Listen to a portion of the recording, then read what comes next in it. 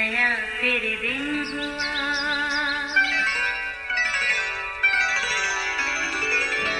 नया फिर दिन हुआ, पुरानी रात का करे सो शुक्र हम खुदा की जात का, खुदा की जात का नया फिर दिन हुआ। आज की आयत। यीशु ने फौरन हाथ बढ़ाकर उसे पकड़ लिया और उससे कहा, ऐ कम इत्काद, तूने क्यों शक किया। मत्ती 14 बाब 31वीं आयत। अजीज़ों, दुआ यानी खुदा से बात करना एक ऐसी ताकत है जो काम की तहरीक को पैदा करती है। अपनी ज़मीनी ज़िंदगी में यीशु ने कई बार शागिर्दों के सामने इसका अमली नमूना पेश किया, क्योंकि वो एक बड़े और मुश्किल मिशन पर हमारी दुनिया में आए जो उन्हें मुकर्रर वक्त पर पूरा करना था। अगरचे वो कामिल इंसान के रूप में दुनिया में आए, मगर उन्होंने कभी भी इलाही इख्तियार या कुव्वत को इस्तेमाल नहीं किया था, बल्कि हर काम शुरू करने से पहले उन्होंने हमेशा आसमानी बाप से मदद के लिए अपना ज़्यादा से ज़्यादा वक्त तन्हाई में दुआ में गुजारा। याद रहे, अपनी ज़मीनी खिदमत शुरू करने से पहले जब यूहन्ना से उन्होंने बपतिस्मा लिया तो कलाम में लिखा है कि रूह कुदस यीशु को बियाबान में ले गया, जहाँ 40 दिन रात भूखे प्यासे रहकर अपना सारा वक्त दुआ में गुजारा। दुआ ही की ताकत से उन्होंने अबलीस की आजमाइशों पर फतह पाई, फिर पूरी कुव्वत के साथ मैदान में निकले और दिन रात अपने काम में मसरूफ़ रहे। जब शागिर्दों को चुना तो दुआ की, मोज़ात दिखाए तो दुआ की, और फिर अपने साथ जुड़ी लोगों की बड़ी भीड़ को तालीम देते और खाना खिलाते वक्त भी दुआ की।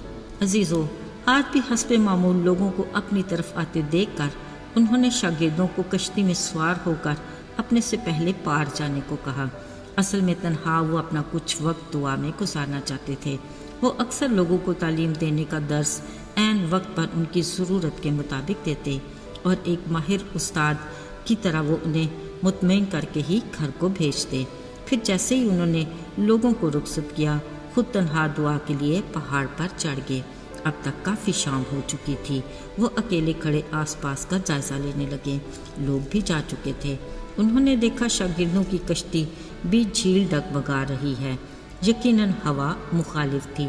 अब उन्हें तो हर हाल में अपने शागिर्दों के पास पहुंचना ही था। ये रात का चौथा पहर था, लिहाजा उन्होंने कश्ती तक पहुंचने के लिए झील पर ही चलना शुरू कर दिया। जब वो कश्ती के करीब पहुंचे तो अचानक शागिर्दों की नज़र पड़ गई। वो किसी को पानी के ऊपर खुश्क ज़मीन की तरह चलते देखकर खौफसदा हो गए और भूत भूत कहकर चिल्लाने लगे। यीशु ने फ़ौरन उन्हें तसल्ली दी और कहा, खातिर जमा रखो, मैं हूँ, डरो मत। उसी वक्त जो शीला पतरस, जो हर वक्त कुछ नया और मुनफरद करने की कोशिश में रहता, फ़ौरन बोल उठा, ऐ खुदावन, अगर तू है तो मुझे हुक्म दे कि पानी पर चलकर तेरे पास आऊँ। यीशु ने कहा, आ। मज़े की बात, पतरस कश्ती से उतरकर यीशु के पास जाने के लिए पानी पर चलने लगा। फिर जैसे ही निगाह यीशु से हटकर पानी पर पड़ी, हवा से डोलती लहरों को देखकर डर गया और फिर डर गालिब आया तो डूबने लगा और चला उठा, आए खुदावंद, मुझे बचा। उसने अपने हाथ यीशु की तरफ बढ़ाए। यीशु ने फ़ौरन हाथ पकड़ा और कहा, आए कम इत्काद, तूने क्यों शक किया। फिर जैसे ही यीशु का हमरा पतरस का कश्ती पर चढ़ना था कि हवा थम गई। अब कश्ती पुरसुकून लहरों पर तैर रही थी। अजीज़ों, मुखालिफ हवा में उछलती बहती लहरों से टकराती कश्ती अब हैरत अंगेज़ तौर पर शागिर्दों के कंट्रोल में थी। फिर जैसे ही वजह समझ में आई, फ़ौरन ही सब यीशु के कदमों पर गिरकर सिदा करके कहने लगे, यकीनन तू खुदा का बेटा है। सोचने की बात तो ये है कि इतने बड़े बड़े मोज़ात और चंद रोटियों और मछलियों से हज़ारों को सैर करते हुए देखने के बाद भी हर वक्त साथ रहने वाले शागिर्द अभी भी कम इत्कादी की कैफियत का शिकार थे। मगर कुछ देर पहले जब यीशु को पानी पर चलते और हवा को थमते साकिन लहरों पर चलती कश्ती को देखा तो बोल उठे, यकीनन तू खुदा का बेटा है। अजीज़ों, आज हमारी भी यही कैफियत है। बिलाशुबा हमारे जीवन की कश्ती हर कदम पर उसी के रहम व करम पर होती है, मगर हम इसे रोज़ का मामूल समझकर درگزر کر دیتے ہیں اور اپنی زندگی کی ہر نعمت اور برکت کو اپنا حق سمجھتے اور دینے والے خدا کو فراموش کر دیتے ہیں۔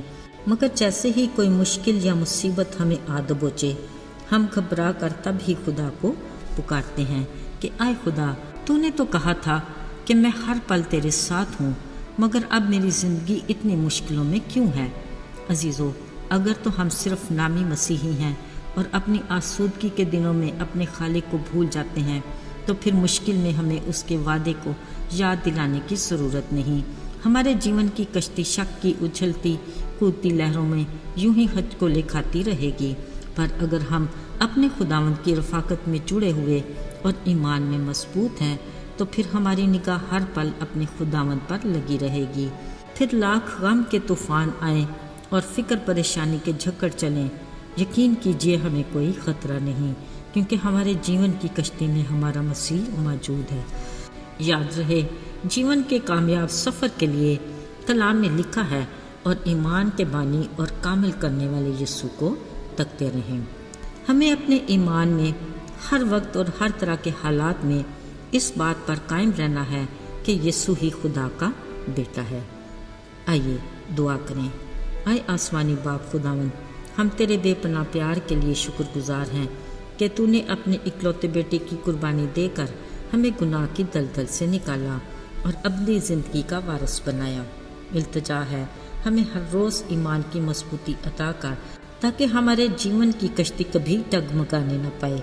یسوع کے مبارک اور جلالی نام میں آمین۔